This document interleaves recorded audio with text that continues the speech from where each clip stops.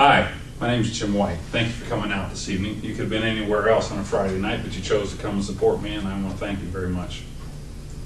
Tonight's topic is on self-esteem, titled Elephants Never Forget. The way our parents were to us is probably the way we were to our children, and our children probably are to our grandchildren. But we have an opportunity to play a role in our own self-esteem and also the self-esteem of our children and our grandchildren. The old saying, elephants never forget. Bernie Nathan, managing director of Millennium 3 Education, once told me that elephants never forget. What we have here is a baby elephant and a full-grown elephant. If you'll notice, they both have the same stake and chain. The only difference is the baby elephant weighs about 300 pounds. The full-grown elephant weighs about 4,000 pounds. When the little guy was about 300 pounds, he tugged and tugged and tugged at that chain, couldn't pull a stake out of the ground, and he gave up. That's pretty much what we do. When he got to 3,000 or 4,000 pounds, he never tried again because he knew as a child he'd been taught himself, much like us.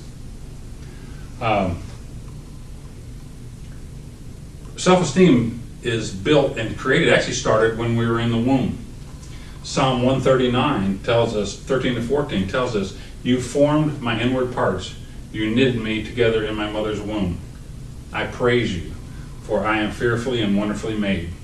Wonderful are your works, and my soul knows it very well."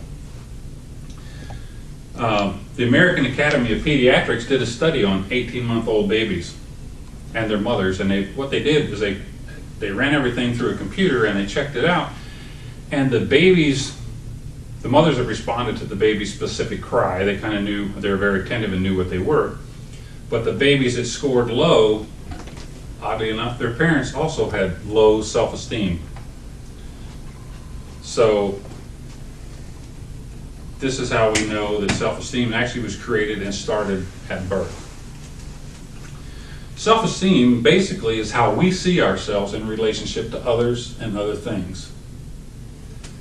Elephants never forget, and things like self-esteem are things that we were taught and exposed to from our family, our friends, our parents, peer groups, life in general.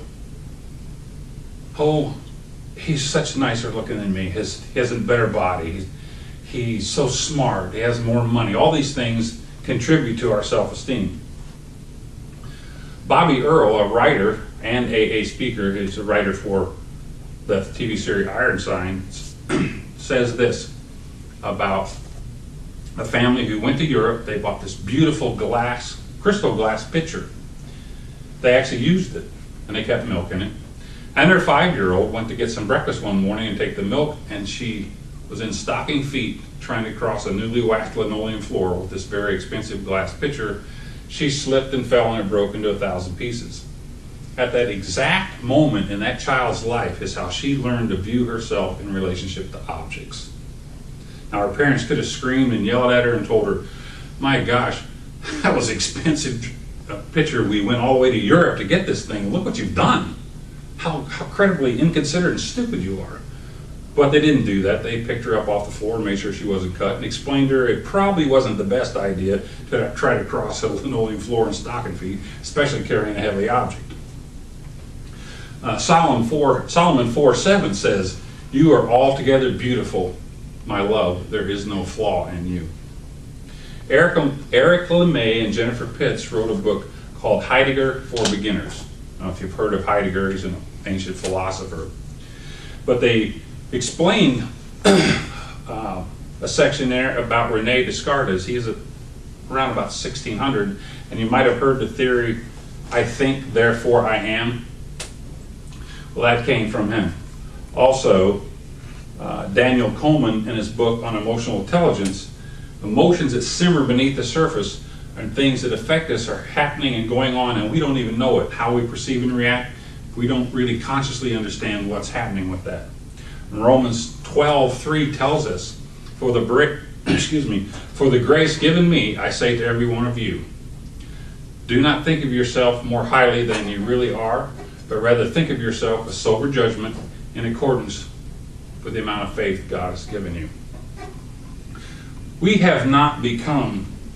have become who we are. What others impose on us, what we've been chosen to believe in ourselves, these are the result of a limiting belief system we've created for ourselves.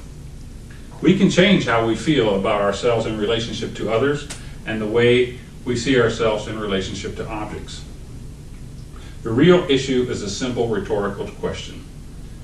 Do I want to continue being who I've become, or would I like to be who God intended me to be? Thank you for coming.